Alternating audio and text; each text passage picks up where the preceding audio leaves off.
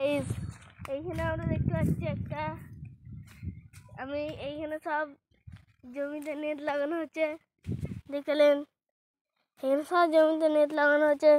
ওইখানে সব গঙ্গা আছে, এখানে সব গঙ্গা। এইখানে আমরা সব জমিতে মজুর রেখেছিলাম, এখন আসেনি, আজ মজুর পাইনি বলে। এইখানে দেখতে পাচ্ছেন এগুলো সব পাত, এগুলো এখন বড় হয়নি। এখন এগুলো সব রান্নার পাতের শাক, এটা এখন শাক আছে। এগুলো যখন বড় হবে, বড় এখানে সব পানি হবে, পানি হবে। দেখো দেখতে পাচ্ছেন এখানে তো ডিজেল ইঞ্জিন বলে পাম্প আছে। ওইখানে আছে, দেখাচ্ছি, ওইখানে আছে, দেখাচ্ছি, আমি দেখাচ্ছি। এখানে তো ডিজেল ইঞ্জিন বলে পাম্প আছে, দেখতে পাচ্ছেন। এখানে তো ডিজেল ইঞ্জিন বলে পাম্প আছে, কল। গোবর মোবর ভরা আছে, এগুলো সব আছে।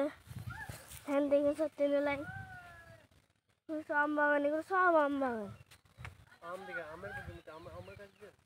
দেখতে পাচ্ছেন এখানে অনেক আম আছে, জুম করে দেখাচ্ছি আমি।